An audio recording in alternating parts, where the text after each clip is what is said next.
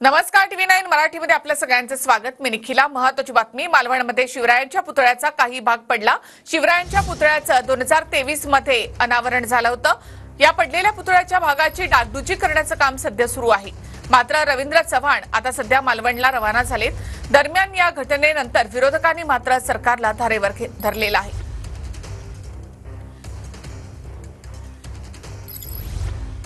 खाणे आणि कॉन्ट्रॅक्ट देणे, नवीन टेंडर काढणे याच्या पलीकडे महाराष्ट्र सरकार काही करत नाही। छत्रपती शिवाजी महाराजांच्या पुतळ्याच्या बाबतीत देखील यांनी असाच काहीतरी घोटाळा केलेला असणार आणि त्यामुळे हा पुतळा आज कोसळला किंवा तिथल्या परिस्थितीला तोंड देऊ शकला नाही, याची जबाबदारी ही या महाराष्ट्र सरकारची आहे। पीडब्ल्यूडीचे मंत्री रवींद्र चव्हाण यांनी देखील याच्यावर व्हिजिट केली। आता देखील ते होते, आता ते सिंधुदुर्गात गेलेले आहेत। त्यामुळे हे सगळं जे आहे हे आपण सगळे टीम बनून काम करतोय। नॅशनल हायवे असेल, स्टेट हायवे असेल आणि राज्य सरकारच्या ज्या काही अंगीकृत आपल्या संस्था आहेत या सगळ्यांना मी काम दिले। मला याची पूर्ण माहिती नाही, कशी घडली असेल तरी अत्यंत दुर्दैवी घटना आहे। माझी खात्री आहे की आमचे पालकमंत्री हेच पीडब्ल्यूडी खात्याचे मिनिस्टर असल्यामुळे ते सगळ्या प्रकारची चौकशी करतील। पण चौकशी करण्यापेक्षा सुद्धा पुतळा त्वरित उभं करणं हे पहिलं कर्तव्य राहील, कारण आदरणीय पंतप्रधान महोदयांच्या हस्ते त्याचं उद्घाटन झालेलं होतं आणि छत्रपतींनी बांधलेल्या पहिल्या समुद्री किल्ल्याच्या स्मरणार्थ हा पुतळा उभारण्यात आलेला आहे आणि त्याच्यामुळे एक भावनिक महत्त्व याला आहे।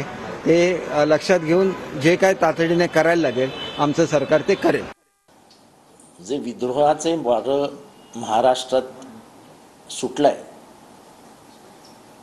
जोरात वाहतंय,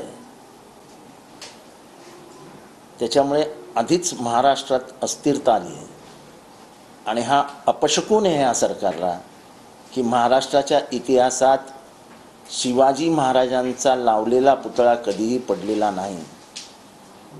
हा एक निसर्गाने सूचित इशारा दिला आहे पुढे काय होणार आहे याचा, आणि असा कमकुवत पुतळा तुम्ही बसवताच कसा?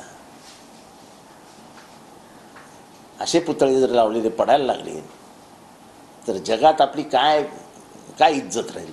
शिवाजी महाराजांचा पुतळा पडतो, शिवाजी महाराजांचा।